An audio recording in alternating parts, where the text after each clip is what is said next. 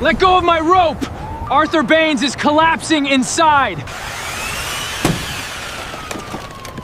Stop. Opening that roof could feed air into hidden fire. The spray foam is overheating between the rafters.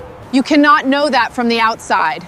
The decking is bending, and the nails are being pushed up. A dull crack rolled beneath the shingles. 2 roofing nails jumped free. Brown vapor slipped through the holes. Celia stepped between Reed and the square Reed had marked. Help is almost here. Give them time to enter safely. Arthur Baines has stopped moving. The fumes are already reaching him. If you cut wrong, flames could spread across the roof. If I wait, those trapped gases keep heating every rafter bay. Arthur's palm appeared against the window again. It struck the glass weakly, then vanished. Reed took 4 rapid photographs of the roof around his cut.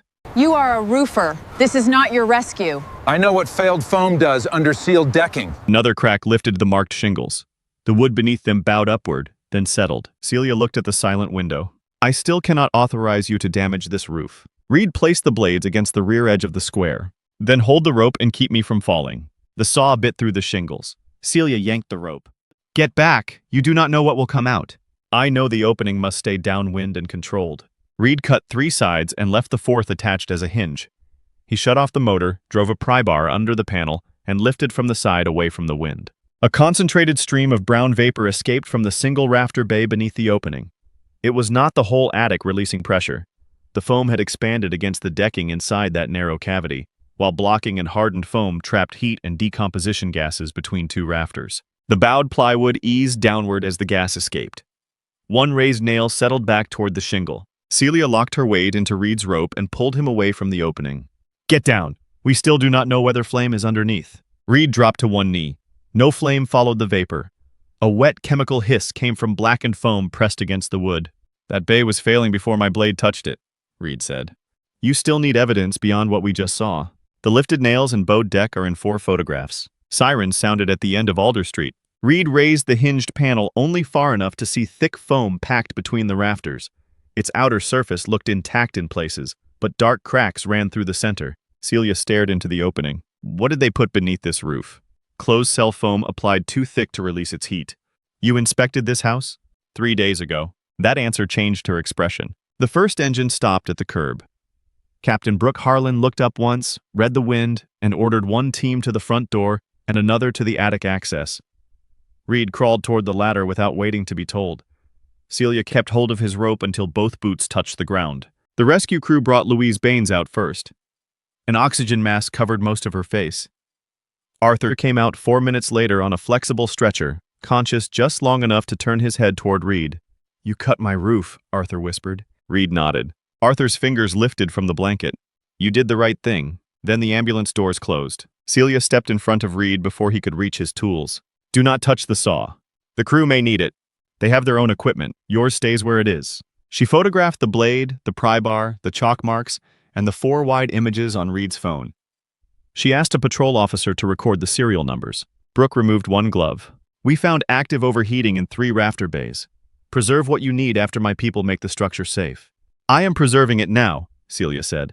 Every cut matters. Reed's 15-year-old daughter, Eliza, had been kept behind the trucks during the rescue.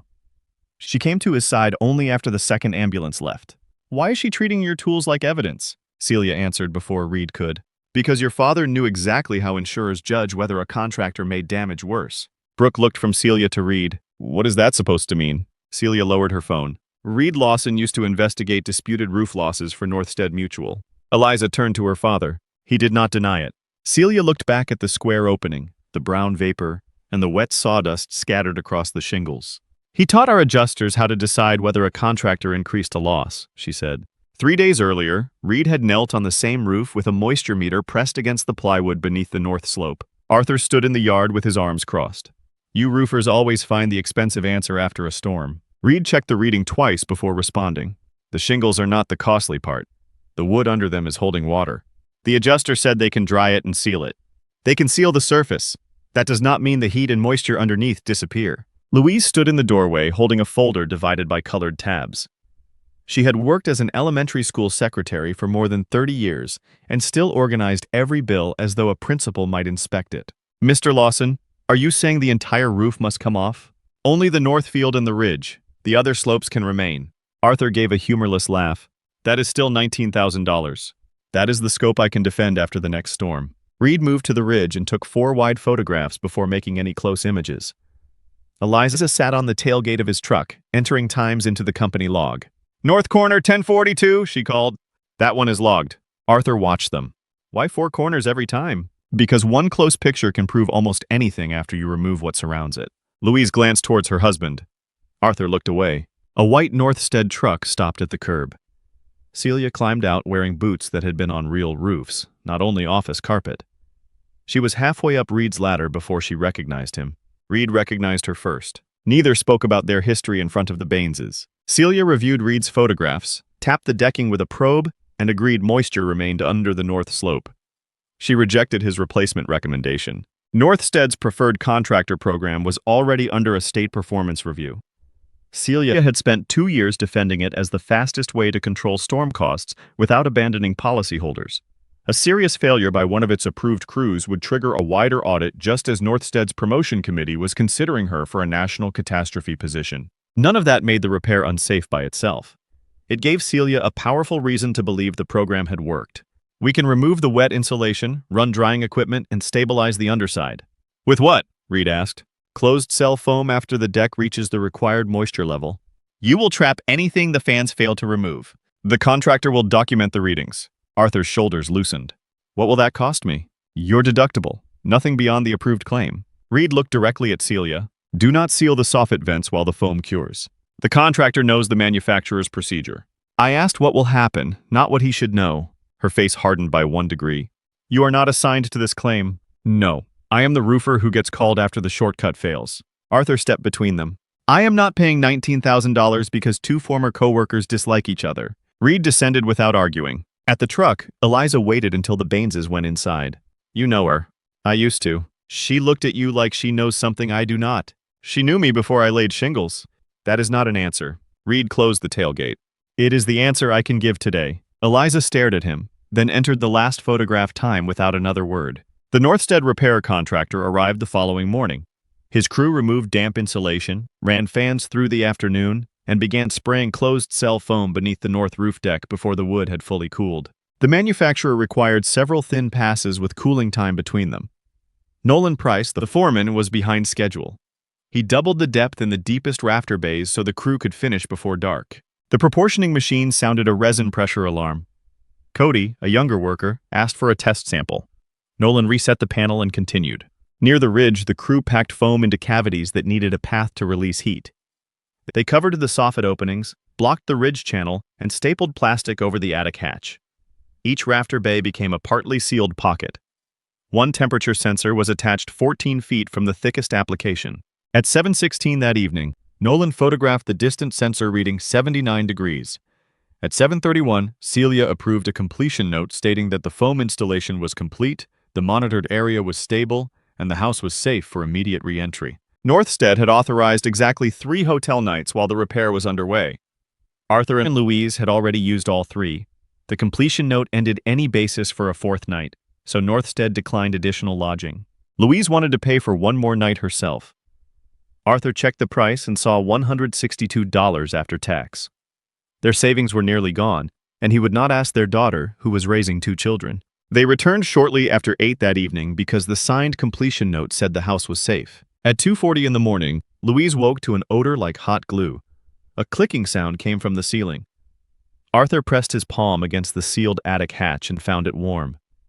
He opened 2 windows, brought Louise her inhaler, and told himself new materials often smelled strange. At 5:30, a hairline crack appeared where the bedroom ceiling met the wall. At 6:12, a drone from Piedmont Aerial Analytics flew over Alder Street as part of Northstead's post-repair verification program. Its thermal sensor recorded a bright oval under the north ridge. On the second pass, the oval expanded. On the third, a warmer path extended toward the attic hatch. At 6:18, Northstead's system sent Celia a warning. Elevated thermal variance. Review recommended. She requested the available images. They showed a hotspot increasing across the 3 passes, but the package had not been formally validated. Fresh foam could retain heat, and thermal scans could be distorted by flashing or sunlight. Celia marked the address for same-day review. Then she saw Reed Lawson's rejected estimate attached to the claim and reassigned the visit to herself. At 7:05, Louise called Northstead. My attic smells like melting plastic and I am having trouble breathing. She reported no visible flame. The representative told her not to open the attic hatch and promised urgent contact. No one told her to leave the house.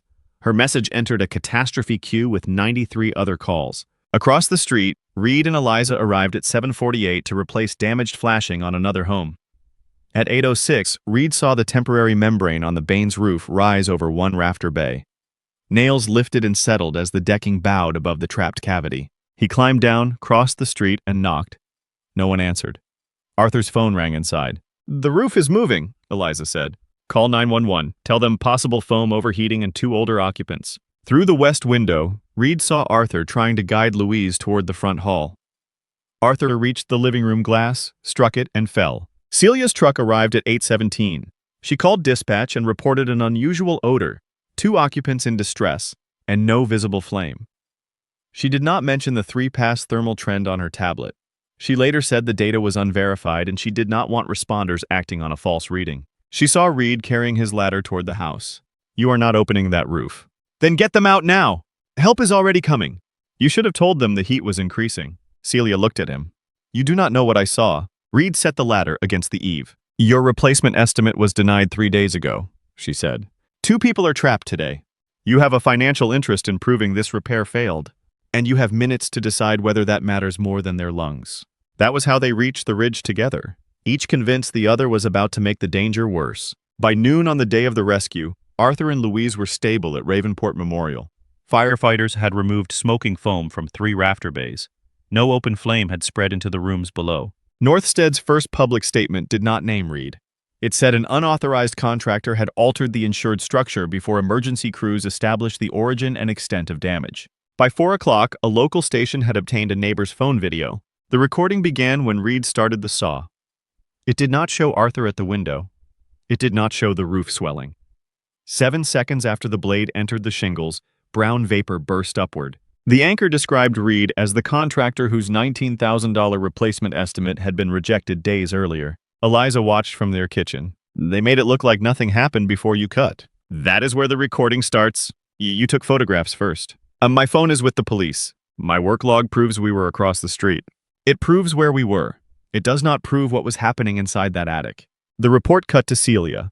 Her caption read, "Northstead Catastrophe Claims Director." Eliza paused the screen. "She told them what you used to do." "She was going to." "You still have not told me." Reed cleaned adhesive from his fingers with a rag. "I investigated property claims." "She said you designed fraud training." "I helped write part of it." "How many years?" "For 11 years. Eliza stared at him. "You told me you worked in construction consulting."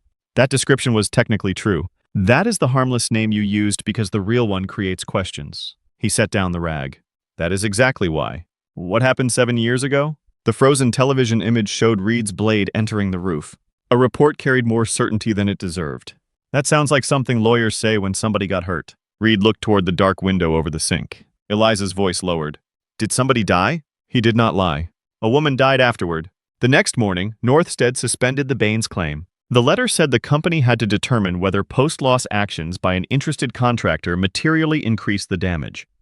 Until the review ended, Northstead would not authorize full roof replacement, interior remediation, or long-term lodging. Arthur read the letter beside Louise's hospital bed. "They think Reed did this while we were inside?" Louise adjusted the oxygen tube under her nose. "They think saying it is cheaper than admitting they sent us home." Arthur looked at Reed's old estimate. "I told him he was trying to scare us." "You were scared already," Louise said. "You were scared of the price." Arthur folded the paper once, then again. "So was I." The suspension letter reached Reed's suppliers before lunch. 2 scheduled customers canceled by evening. A distributor froze his 30-day account until the investigation ended. The following morning, someone spray-painted fraud on the plywood sign outside his small yard. Reed covered the word with gray primer before Eliza came outside. She saw the wet paint anyway. "Why not leave it?" "Because customers do not need another picture without context." That answer works for everything with you. A state insurance investigator named Dana Whitcomb interviewed Reed at the fire station because the Baines house remained unsafe. Brooke Harlan sat in for the technical questions. Celia attended with Northstead counsel. Dana placed Reed's saw photographs on the table. "Did you expect to receive the replacement contract if Northstead's repair failed?" "I expected the Baineses to choose whoever they trusted." "That is not the question." "Yes, my company could have been considered." "Did you know the attic contained spray foam?" I saw the approved repair note after the contractor arrived. Did you know overheated foam can release toxic vapor? I knew that risk. Did you know opening a roof can increase airflow? I knew airflow would change. Then why not wait? Because the roof deck was flexing, vapor was already escaping, and Arthur had stopped responding. Celia slid a photograph across the table. It showed the clean rectangle in the shingles. You taught investigators that controlled rectangular cuts may indicate staged damage. I taught them shape can be one indicator, not a conclusion. Your manual uses the words highly probative. My manual also says context must be preserved. The neighbor's video shows no vapor before your saw enters the roof. The neighbor began recording after I started the saw. You cannot prove that. Reed pointed to the first frame. My chalk marks are already finished. My 4 photographs were already taken. The video begins after several minutes of work. Dana looked at Brooke. Was his opening consistent with emergency ventilation? It matched emergency practice. Was it the only safe option?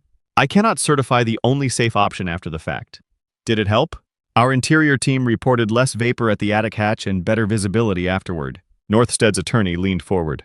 Could it also have increased oxidation? Every structural opening changes airflow, Brooke said. That is why placement matters. And Mr. Lawson placed it correctly? He placed it where my captain would have considered placing it. Celia's expression did not change, but Reed knew her well enough to see the answer had cost her. Dana turned back to him. Why did you leave Northstead? Reed's right hand closed around his left thumb. It is not necessary to determine what happened at the Baines house. It may be necessary to evaluate your judgment. Celia spoke quietly. It involved a woman named Ruth Calder. Eliza was not in the room, but Reed still felt the same pressure he had felt in the kitchen. Dana wrote down the name. We will return to that. She opened another file. Northstead says its drone flight produced no usable thermal data that morning. Reed looked up. Which drone model? Piedmont lists a Falcon Sight T9. That platform records visual and thermal channels separately, Celia answered. A failed upload can leave only one channel. The aircraft also stores the sensor package locally. The card was overwritten on a later flight. The manufacturer's cloud still receives the flight manifest. Northstead's attorney smiled without warmth. You remember a great deal about equipment outside roofing. I spent 11 years finding out what photographs leave out. Dana closed the file. Then we will find out what this flight left somewhere else. That evening, Eliza sat at the dining table with a copy of the Baines claim packet Louise had emailed them. She had agreed to help only because every company file might be subpoenaed. She sorted Reed's images by time. At 7:48, the Baines roof looked flat in the background of a photograph taken across the street. At 8:06, a later image showed a faint rise beneath the temporary membrane. At 8:11, the rise was larger. At 8:17, Celia's truck entered the corner of one image. At 8:20, Reed's first 4-corner photograph showed 2 nails already lifted above the shingles. Eliza enlarged the image. That proves the roof was moving before you cut. It supports it. It proves it. No. A lawyer can say the nails were loose after the storm. Do not make evidence carry more than it can. Her frustration sharpened. You say that now, but you still will not tell me what happened with Ruth. I will tell you. When will that happen? When I can tell it without using you to make myself feel better. That sounds noble enough to delay forever. She turned back to the claim packet and found the Piedmont flight number on a verification invoice. The invoice listed 3 data products: visual orthomosaic, thermal survey, flight telemetry. Northstead's production contained only the first. Eliza tapped the screen. They paid for 3 packages. Reed read the invoice. Payment does not prove successful delivery. It proves the thermal survey was ordered under a separate product code. That is enough to ask the right company the right question. Dana issued preservation notices before midnight to Northstead, Piedmont Aerial Analytics, and Falcon Sight Systems, the drone manufacturer. Northstead answered first. Its attorney said visual photographs and flight telemetry were usable, but the thermal package was incomplete because of a connection error. Piedmont said the aircraft operator had followed procedure and had not reviewed the raw thermal file after the flight. Falcon Sight answered last. The drone had uploaded 3 encrypted packages, 1 visual, 1 telemetry, 1 thermal. Northstead had retrieved only the visual package for its claim file. The other 2 remained on the manufacturer's server. Celia called Reed before Dana received the cloud download. You are turning an unresolved claim into a public attack. I did not suspend the Baines's housing. The preferred contractor program supports thousands of emergency repairs.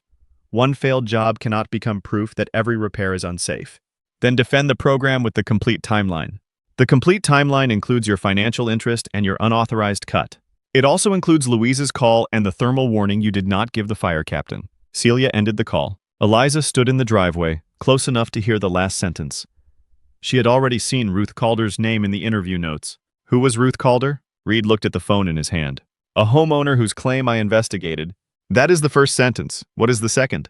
I concluded she had cut openings into her roof after a hailstorm. To get insurance money? That was my conclusion. Was she lying? No, she was not lying. Eliza waited. Reed continued. The openings had been made months earlier during an emergency response. The record was filed under a tenant's name instead of the property address. I searched the address, found nothing, and treated nothing as proof. Northstead denied her roof. Northstead denied the replacement. What happened after that? Another storm soaked the damaged decking. Part of her ceiling came down. Eliza's face changed. Did she die from it? She died 2 days later. You told me your judgment was wrong. You never said your report helped leave her in that house. The system gave me an incomplete record. And you signed a complete conclusion. Reed did not answer. Eliza took off the Lawson roofing polo she wore over her t-shirt and placed it on an unopened bundle of underlayment. I cannot help you prove everyone else hid the truth while you keep doing it at home. She walked to her aunt's car at the curb. Reed did not stop her. He had spent 7 years believing that giving Eliza less of the past protected her from it. Watching her leave, he understood that every missing piece had merely made her build a worse version alone. The Falcon site data arrived the next morning. At 6:12, the roof surface above the north rafter bays showed a bright oval roughly 4 feet by 7 feet. On the second pass, the oval expanded. On the third, the peak rose again and a new warm path extended toward the attic hatch. Weather records showed weak early sunlight and moderate air temperature. The heat pattern came from beneath the roof, not from sun on the shingles. The thermal source existed more than 2 hours before Reed climbed onto the Baines house. Dana called Reed first. The data clears you of creating the heat source. It does not clear the cut. No, Northstead will still argue you increased the damage. Who opened the alert? Celia's account accessed it at 6:18 and requested all 3 images. Dana also obtained the dispatch recording from 8:17. Celia had reported odor, occupant distress, and no visible flame. She had not mentioned the rising thermal pattern. Brooke listened to the recording twice. Would the alert have changed the rescue? Dana asked. It would not have kept us outside, Brooke said. It would have changed how we staged. I would have sent the thermal camera and roof team forward immediately instead of treating the attic as an unknown odor call. Could that have changed the outcome? I will not claim a result I cannot prove, but the information belonged in the handoff. Reed looked through the workshop door at the empty place where Eliza usually entered the daily jobs. So the question is no longer whether the danger existed. No, Dana said. Now it is whether Celia withheld the warning through bad judgment or to protect the repair program. The laboratory report on the foam arrived that afternoon. The material had been sprayed in passes too thick to cool safely, and the resin ratio had drifted out of range. Internal scorching appeared inside samples whose outer surfaces still looked intact. Brooke explained the roof movement in plain language. The reaction produced heat and decomposition gas inside individual rafter bays.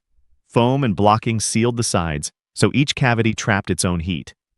The gas expanded against the underside of the decking, bending the plywood and pushing nails upward. The attic was not acting like one pressure tank.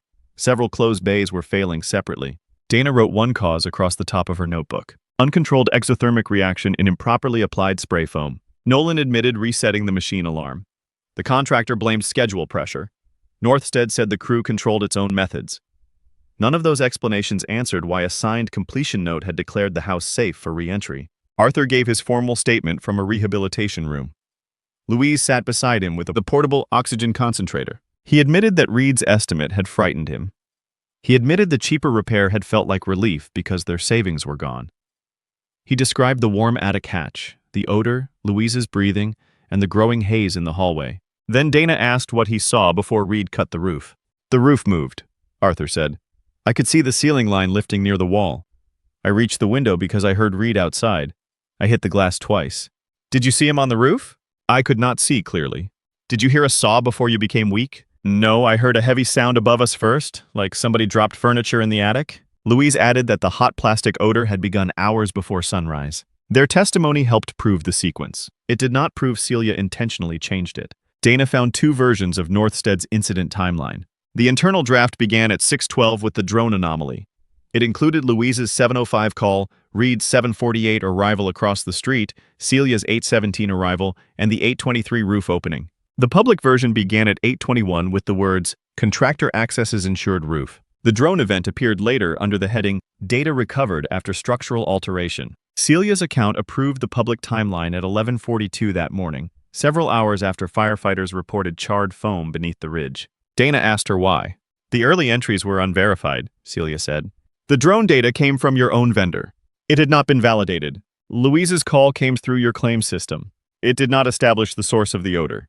Arthur's window distress was witnessed by Reed and his daughter, both financially connected to his business. Dana placed the two timelines side by side. Why was the first verified public event Reed's cut instead of the emergency call to 911? The cut materially changed the structure. That explains why it belongs in the timeline. It does not explain why everything before it was moved beneath it. Celia's jaw tightened. I was trying to prevent public conclusions before the investigation. You released a conclusion about the contractor. I released a caution. You released a sequence. Celia did not answer. Northstead still had one effective way to weaken Reed. Ruth Calder's name. A regional newspaper reported that Reed had left insurance work after a fatal claim involving roof openings he labeled suspicious. The article did not repeat the full timeline Reed had finally told Eliza. It did not need to. His last commercial customer canceled. A radio host called him an expert at manufacturing context, and the old word fraud appeared again on photographs of his yard. Eliza stayed with her Aunt Meredith for several nights. Meredith told her what Reed had omitted even after describing Ruth's claim. For 18 months after Ruth died, Reed barely slept, drove past the damaged house at night, and became unable to care for his daughter consistently. Meredith had taken Eliza because Reed asked her to. He thanked me, Meredith said. That frightened me more than anger would have. At his workshop, Reed opened Ruth's archived file. The misfiled rescue record, the old soot marks, and the orange paint on the decking were all there now. None had been in the evidence sequence he used when he signed his conclusion.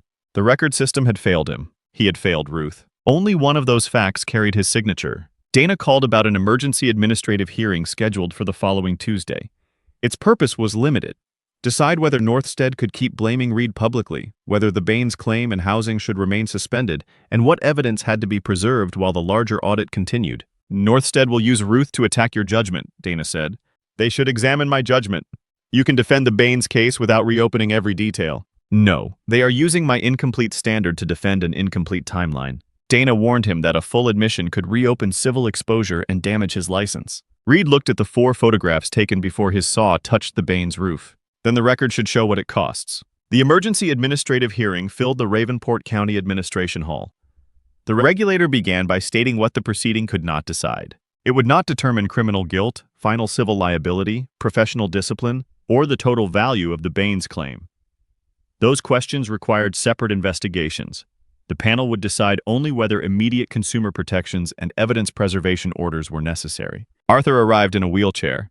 Louise sat beside him with portable oxygen. Brooke wore her department uniform. Eliza entered with Meredith and chose a seat in the back row. Celia sat at Northstead's table in a dark suit. The preferred contractor program she had built was now under formal review, and the national position she had pursued had been frozen. The technical cause was no longer disputed. Northstead accepted that the foam had been applied too thick, the mixture had drifted out of range, and heat with decomposition gas had accumulated inside several sealed rafter bays before Reed reached the property. Northstead did not concede that Reed's cut was necessary. Its attorney argued that a contractor with a rejected estimate had opened the structure before trained responders assessed it and might have increased the repair cost. Brooke described Reed's opening as controlled, hinged, placed away from the wind, and located above the failing bays. Can you guarantee no additional air entered? The attorney asked. No structural opening introduces zero air. Then you cannot say he caused no additional damage. I can say the decking was already bowing, the nails were already lifting, and vapor was already escaping before the cut. I can also say the information given to my crew was incomplete. The regulator asked what she meant. Dispatch told us there was an odor, 2 occupants in distress, and no visible flame. We were not told that 3 thermal images showed a growing hotspot beneath the North Ridge. Celia's attorney objected that the images had not been validated. Brooke did not argue about validation. I do not need an adjuster to certify a temperature before someone tells me the heat pattern is rising. I decide how to use that information. The regulator turned to Reed's 4 photographs. 2 raised nails and a bowed section of decking were visible before the opening. Northstead's attorney displayed Reed's old training manual. You wrote that clean rectangular cuts can indicate staged loss.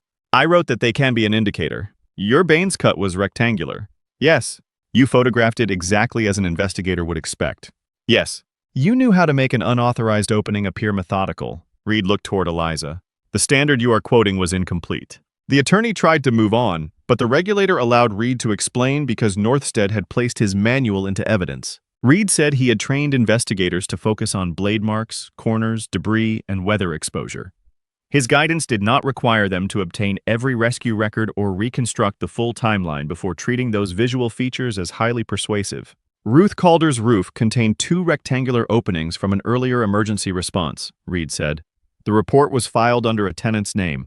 I searched only the property address, found nothing, and signed a conclusion that she had created the openings to increase her claim. He did not repeat every detail. The room already knew she later died after unrepaired decking failed. Northstead approved the denial, Reed continued. But I wrote the conclusion that made the denial possible. My signature turned missing information into certainty. The regulator asked why that admission mattered now. Because Northstead is doing the same thing with the Baines roof. One video begins with my saw and shows vapor afterward. That image is real. It is not the beginning. The thermal flight, Louise's call, Arthur at the window, and my photographs all came first. Northstead's attorney said Reed was using an old tragedy to excuse unauthorized conduct. No, Reed said. Examine my cut, my estimate, and my financial interest. None of them can move the heat source from before my arrival to after my blade. Eliza unfolded the Lawson roofing polo across her knees. The regulator turned to Celia. Why did Northstead's public timeline begin with Reed accessing the roof? The earlier information was not validated. The drone belonged to your approved vendor. Vendor data can be unreliable. Louise's call came through your claims line. It reported odor and breathing difficulty, not confirmed fire. Why did you omit the thermal trend from your handoff to Captain Harlan? I did not want an unverified scan directing emergency operations. Why did you request all 3 images? I was deciding whether the anomaly required escalation. The regulator displayed the access log. Did the images show heat increasing? They showed variation consistent with curing foam, sunlight, or sensor error. Then why did you drive to the property yourself? Because same-day review was appropriate. Dana placed the internal and public timelines side by side. The internal version began with the drone warning and Louise's call. The public version began with Reed accessing the roof. Who approved that sequence? The regulator asked. I approved the final report. After firefighters documented internally scorched foam? Yes. After you knew the hotspot existed before Reed's cut? Celia paused. The early reading, with a peak near 146 degrees, did not prove an emergency. The number stopped the room. Dana turned towards the regulator. Northstead's attorney stopped writing. Where did you obtain the 146-degree reading? The regulator asked. Celia said she might be recalling material released later. Falcon Site had not released the recovered thermal package until 4 days after the rescue. The ordinary warning preview contained no exact temperature. The number appeared only inside the full render Celia's account requested at 6:18. You just described the number you personally used that morning, Dana said. Celia looked toward her attorney. The regulator asked one final factual question. Before Reed cut the roof, did you know the hotspot was increasing? Celia looked at Arthur's wheelchair, Louise's oxygen unit, and Reed's old manual on the evidence screen. I knew it was increasing. Why did you leave that information out of the fire department handoff and the public timeline? Celia's answer came slowly. By the time I understood the repair had failed, 2 policyholders were hospitalized. The preferred contractor program was already under review. Another major failure could have ended the program, cost local contractors their work, and ended my chance at the national position. Reed had also changed the structure. I believe that gave us a legitimate reason to delay conclusions. A reason to investigate his cut? Yes. A reason to present his cut as the first meaningful event? Celia looked down. No. The regulator ordered silence as voices rose. The panel issued only temporary directives. Northstead had to withdraw its public statement, implying Reed created the thermal event. It had to resume temporary housing for Arthur and Louise, reopen emergency benefits under an independent adjuster, and preserve every version of the drone data, dispatch recording, completion note, and incident timeline. The panel referred the preferred contractor program, Celia's conduct, the foam contractor's license, and Reed's old guidance for separate audit and disciplinary review. It made no final finding on civil damages or criminal intent. Northstead placed Celia on administrative leave after the hearing. No criminal charge was announced. The larger investigations remained open.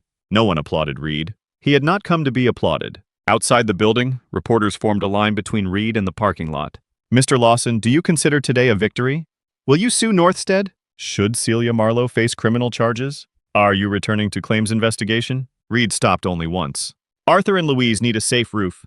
Ruth Calder's family deserves a complete record. Everything else can wait. He walked past the cameras. Eliza stood beside his truck with the folded company polo in her hands. You told them all of it.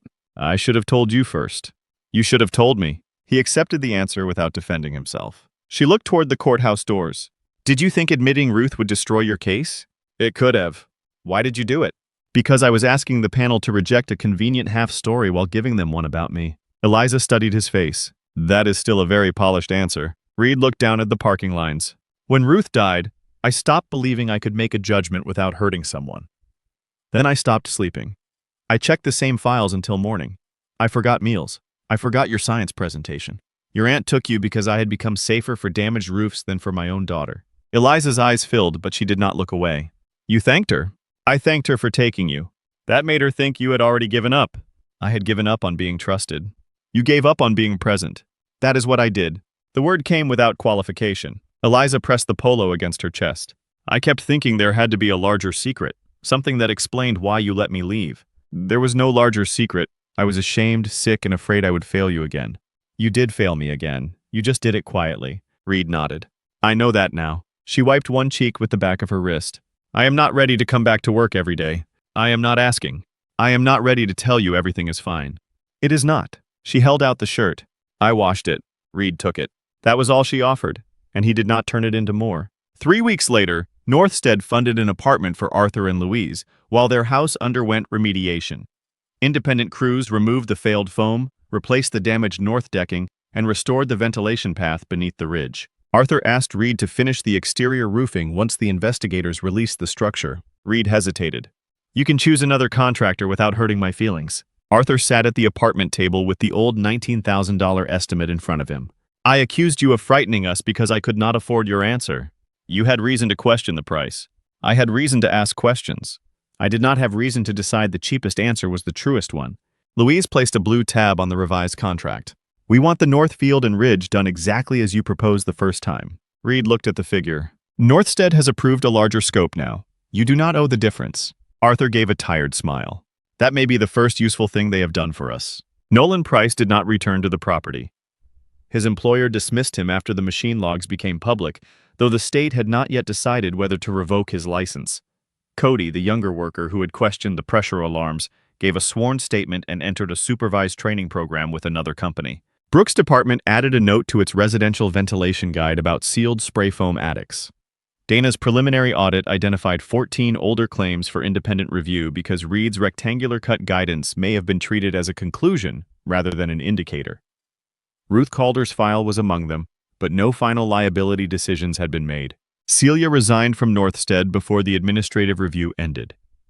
Her attorney said she had inherited an overloaded catastrophe system and made decisions under extraordinary pressure. Dana did not disagree. Pressure explained why Celia had wanted the first explanation to be simple. The emergency hearing had not decided whether her omissions amounted to civil negligence, regulatory misconduct, or fraud. Northstead disputed that the missing warning changed the injuries, while the Baineses preserved their right to pursue that question in court. It did not explain why she had made the public record simpler after learning it was false. Reed's roofing license remained active. His suppliers restored limited credit. Some customers returned, others did not. A national claims firm offered him a consulting position reviewing emergency roof openings. The application sat unsigned on his kitchen counter. On the first Saturday after the Baines house was released, Reed climbed the roof with new ridge vent in one hand. Eliza arrived 10 minutes later carrying his old camera bag. I said I was not coming back every day? This is Saturday. That was not permission to be pleased. Reed kept his face neutral. I will control my excitement. She climbed only to the ladder platform, where she could photograph without walking the steep slope. Reed waited while she framed the north corner, south corner, street side, and rear yard. 4 wide images, she said. Time-stamped and uploaded. Any close images? Not until the surroundings are saved. Arthur watched from the lawn chair near the driveway. Louise remained at the apartment because the lingering construction dust irritated her lungs, but she had sent a thermos of coffee and a note reminding Arthur not to climb anything. Eliza examined the first photograph. The ridgeline looks lower from this angle. It is perspective. Use the rear image before deciding. She compared them. You are right. Reed positioned the vent but did not fasten it. Eliza lowered the camera. Do 4 photographs ever tell the whole truth? No photograph tells everything. Then why keep taking them? Because they show where the questions should begin. She looked at the open camera bag. And the parts they cannot show? Reed met her eyes. We name those parts before someone else fills them in. Eliza nodded once and raised the camera again. Reed secured the first section of ridge vent. Air moved freely through the channel beneath it, invisible but no longer trapped. That evening, he returned home and found the claims firm application where he had left it.